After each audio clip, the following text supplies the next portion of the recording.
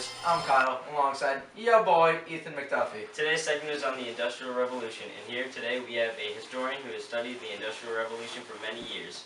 Come on in here, Jimbo Jackson. It's an honor to be here, and I've studied the Industrial Revolution for many, many years, and I would consider myself quite the expert. You seem pretty confident in your knowledge. Indeed I am. So what was needed to start the Industrial Revolution? Well, it all started when Ronald McDonald met the Burger King inside of Wendy's. Alright, well I'm just going to stop you right there. You are completely wrong. The correct answer was actually land, labor, and capital. They needed the land for the factories. Labor was for the people to actually work at the factories, and capital was the money needed to pay all the workers. I'm starting to think that you aren't some special historian after all. Well, alright, I'm only on my first year of college, and I took the class because it sounded fun. Well, we will be right back with Jimbo in just a minute, and here's a word from our sponsors.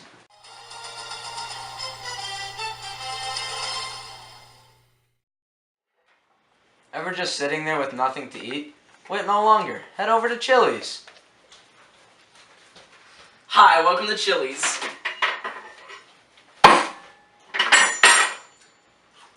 That was legitness. Yeah, it was. And we're back with our special guests, Jimbo Jackson, Wax and Flax, and Juan Carlos the 31st. Named after my father, and his father after him, and his father's father. Okay, that's enough. We get it. Or you just call me Dave. Okay, well Dave, where did the Industrial Revolution begin? Well, it all started in 18th century England. How did it begin? The agricultural revolution is what sparked the industrial revolution. This is when large wealthy landowners improved farming methods. Why did it begin? The industrial revolution that began in Britain was spurred by a revolution in technology, most obviously the textile industry.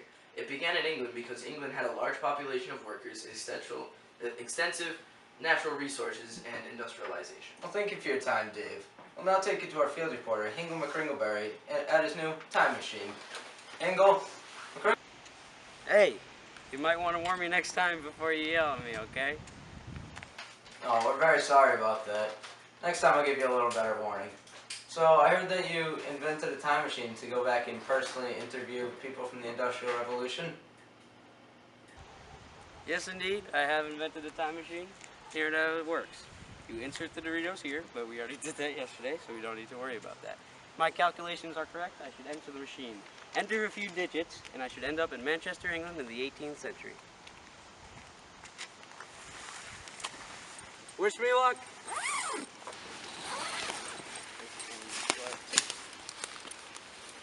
Well, this doesn't seem right.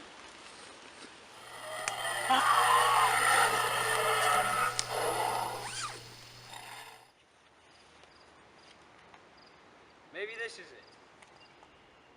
Unga, bunga, unga.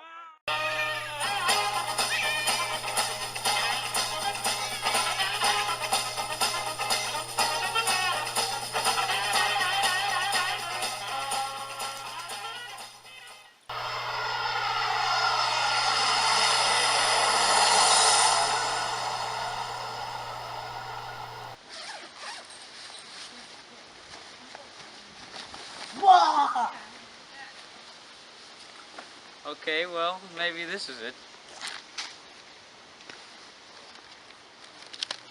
Well, it says right here in the newspaper, we're in the 1800s in Manchester. Perfect. Did you hear that? Come on, check it out. You gotta get this. This is gold here.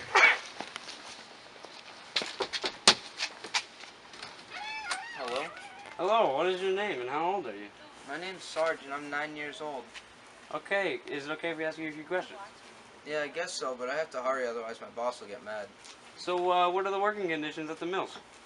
I work 14 hours a day, 6 days a week. The conditions are very poor. Last week a guy lost his arm. Well, that's, cool. What are the cities like ever since the start of the revolution? There's been a lot of factories being built. Some cities doubled in population, others tripled. Okay, so what are your living conditions? They're very poor. I live in a one-room shack with 9 other brothers and sisters. Jeez! Thanks for that amazing interview. And we're back. After this commercial break, we will be interviewing Karl Marx and Adam Smith. Yo, what up, dog? It's your boy Dig Dog Dilliams. On this episode of MTV Cribs, we be checking out the finest crib in the 1800s. Yo, check over this crib here, dog. Got some Maver cribbage here. Oh, yo, Got this some is some Maver high cribbage. quality cribbage. Check this out, check this out, check this out. This be the kitchen.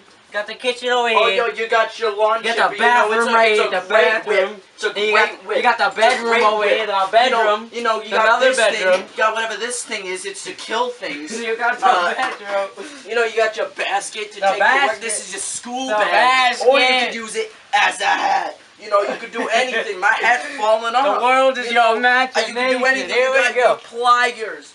All right. Well, I hope you enjoyed that episode of MTV Cribs. Meet us next time for Major the Cribs. next episode where we go into the Juventus locker room and check all the stuff out there, dog. Hope you enjoy. Gonna be insane, dog. Welcome back to the Industrial Revolution special on Squadcast. Here with us today, we have a few guests from the 1800s, Adam Smith and Karl Marx. Oh, that's not the bathroom.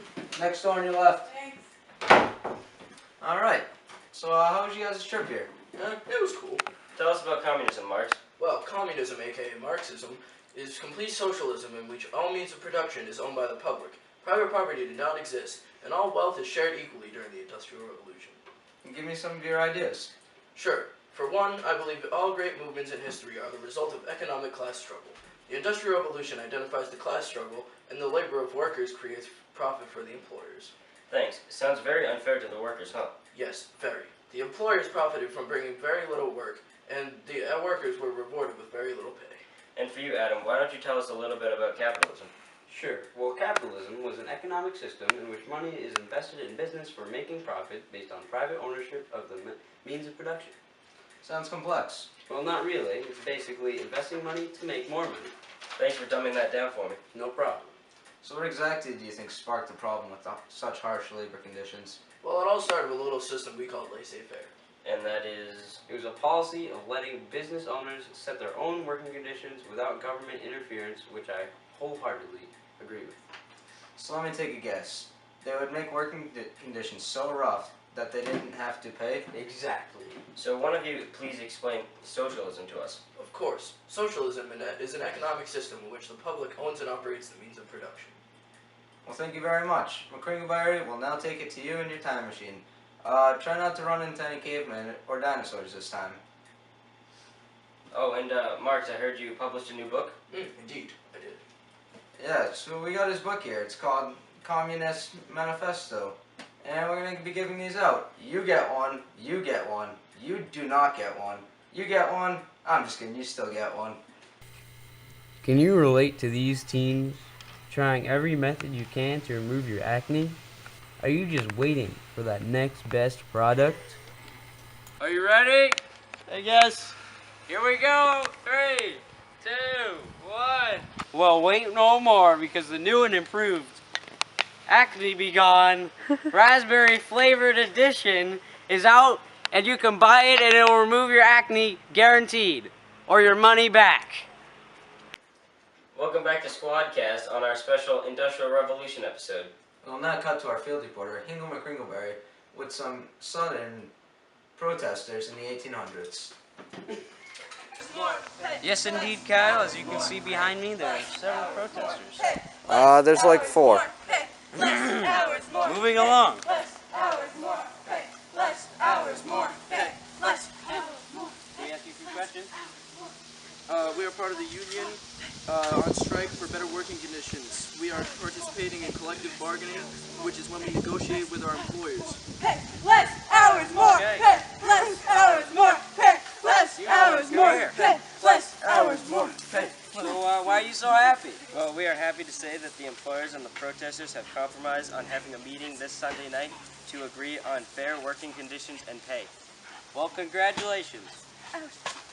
Less hours, more pay. Less hours, more Well, ladies and gentlemen, it seems that all the protesting was worth it. Back to you, Kyle. Thank you, McCringleberry. We'll now cut to some hidden cameras where the compromised conversation will be held.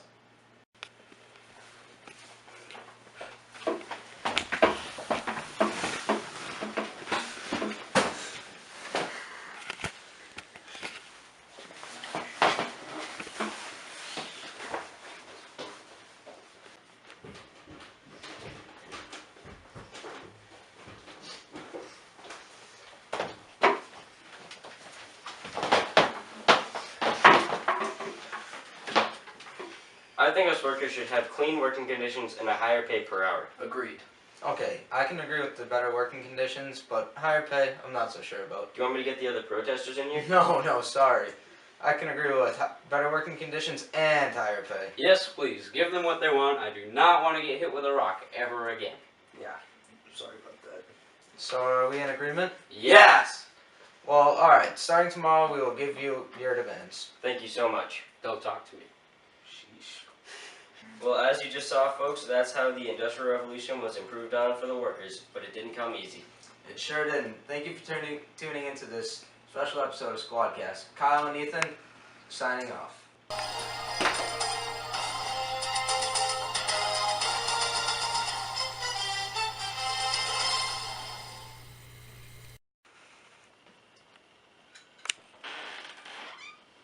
My brain hurts.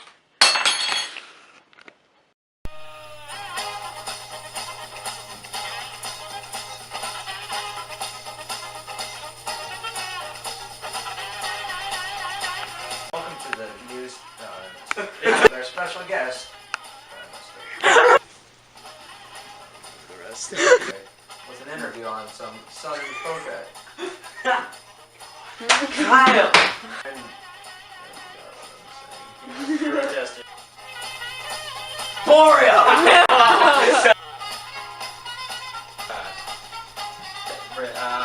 It's not. How did it go? Marx.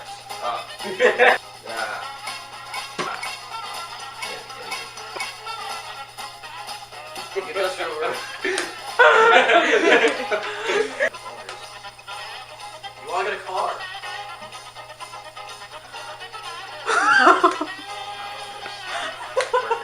Workers. My father and his. This is what sparked the Industrial Revolution.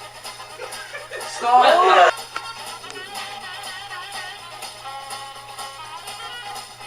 Revolution is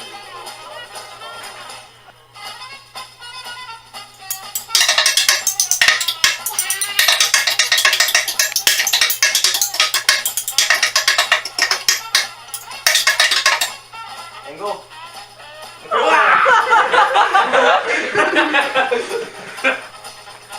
You might want to warn me. Start the show.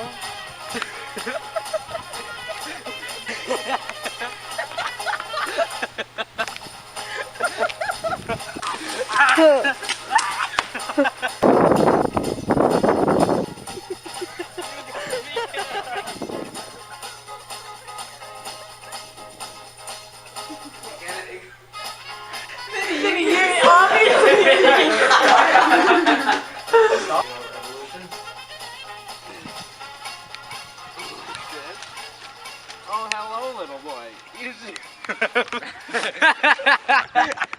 That was so good. Wet. I didn't sweat at all, dude. Yeah, you did! No, that shirt's just like super thin. Feel this. Feel this. I didn't think I was sweating. Oh yeah, that's pretty wet. Whoa, this Okay. gross. My bad.